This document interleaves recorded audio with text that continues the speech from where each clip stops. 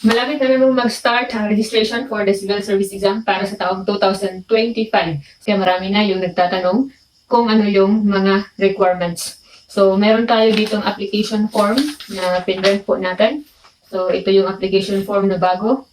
So, pag ihanap po dito sa ating YouTube channel, meron din po tayong video kung paano mag-fill up ng bagong application form ng civil service exam at kung saan po ito pwedeng i-download at i-print. Pero, pwede rin po na sa branch na ng Civil Service Commission, kayo hihingi ng application form. Bibigyan po nila kayo.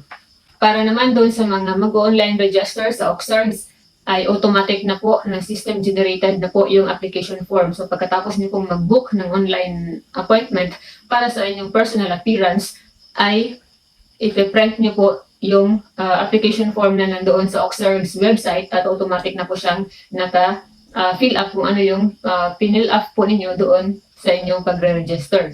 Huwag kalimutang i-follow ang ating Facebook page, Civil Service Review by Janice Darcy. Meron na po tayong, malapit na po tayong mag 200,000 followers. At huwag din pong kalimutang i-subscribe itong ating YouTube channel para palagi updated kung paano ba yung pagre-register. So, balik tayo dito. Nandito kung gusto niyo pong mahanap yung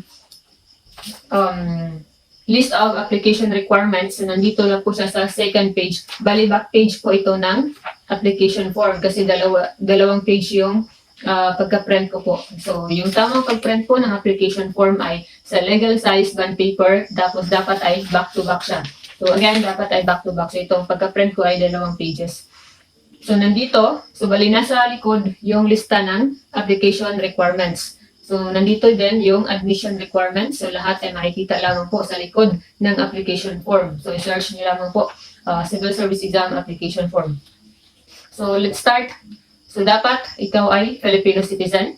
Must be at least 18 years of age in the date of filing of application. So, dapat ay 18 na yung edad mo sa pag-file. Ibig sabihin, kung magpa-file ka ngayong November hanggang January, para sa March 2 na exam, dapat 18 ka na sa November hanggang January or kung kailan ka magpa-file ng registration. Hindi pwede yung tsaka ka pa mag-18 years old pagdating ng examination sa March 2. So, dapat sa pag-file mo ay 18 years old ka na. So, must be of good moral character, must have not been convicted by final judgment of an offense or crime. So, dapat walang mga kaso. So, yung pinaka-importante, yung age, dapat 18 years old at saka Filipino citizen. So, let's go to application requirements. So, fully accomplished application form. So, again, ang application form, bago po yung revision 2023, yung latest revision ng application form ng Civil Service Exam, which is nakaseparate na. Kasi dati, isang form lamang sa professional and sa professional level. Ngayon ay nakahiwalay na po. So, kung professional level yung pag-i-examan mo, so dapat ay professional form po yung i-fill upan nyo. So, anyway, pagdating naman doon sa Civil Service Office or kung saan kayo magre-register ay itatanong po nila kung ano yung level na pag-i-examan mo. Merong dalawa kasi, pwedeng professional, pwedeng sub-professional. And fully accomplished application form.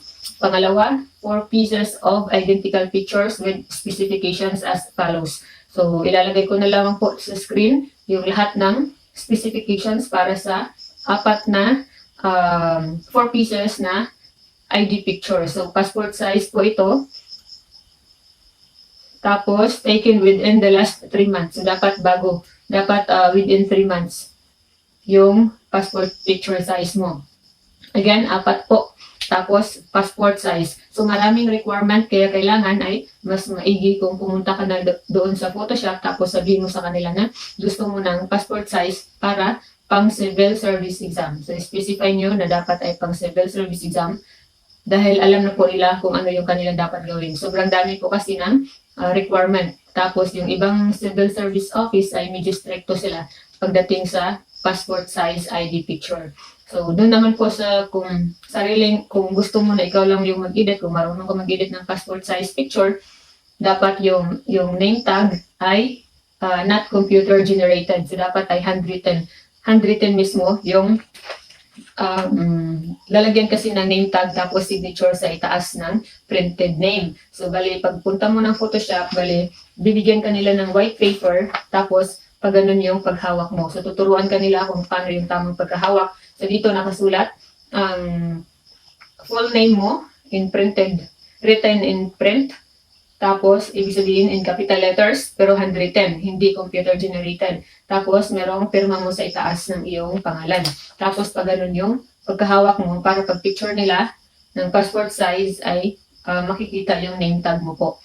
So, again, kung gusto mo mag-edit na ikaw mismo yung mag-edit ng passport size mo, dapat ay hindi computer generated ang name tag. So, dapat nakasulat siya, handwritten talaga siya. Again, as I have said, punta ka na lang sa Photoshop para mas simple at siguradong tama yung passport size mo na pang civil service exam. So, pangatlo, original and photocopy of valid ID. So, marami. Ilalagay ko na rin dito sa gilid ng ating screen yung lahat ng acceptable IDs. Gagawa rin tayo ng another video kung ano yung isa-isahin natin yung mga tinatanggap na valid IDs para sa civil service exam. At syempre, pangapat, ay examination fee. So, 500 pesos pa rin. So far, walang pagbabago. 500 pesos pa din yung bayad para sa pag-exam ng civil service exam. So, additional requirements, maaari ding hanapan kayo ng birth certificate na local copy or PSA copy kung ang inyong valid ID na ipe-present ay walang nakasulat na birthday. So, kung walang nakasulat na birthday sa valid ID mo, siguraduhin mo na magdala ka na lamang ng kopya ng iyong birth certificate para sigurado. Lalong-lalo na dun sa mga mag-walk-in. So, yun lang po yung requirements para sa civil service exam. Ulitin natin. Fully accomplished application form. Maaaring mag-print at mag-download ng sarili mo kung alam mo kung paano. Tapos, fill upan mo sa bahay. Pwede din na doon na humingi sa branch at doon na mag-fill up.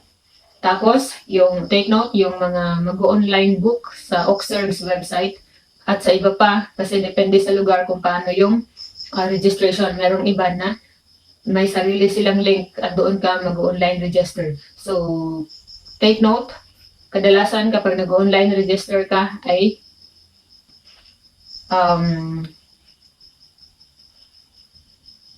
system-generated na yung application form.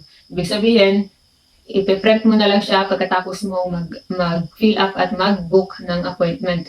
Tapos, naka-automatic fill up na siya. So, kadalasan lang yung mga kailangan mag-fill up manually or handwritten ng application form ay yun lang kung mga mag-walk-in.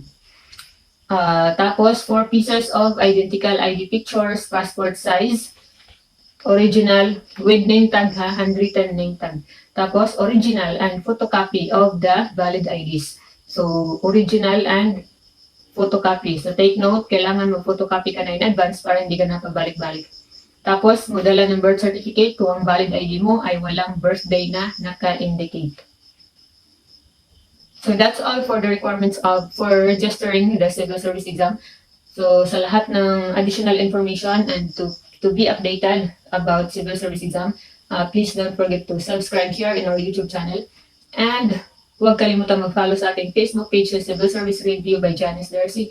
We have close to 200,000 followers na po tayo para sa ating mga numerical reasoning or yung mga basic mathematics na pagre-review.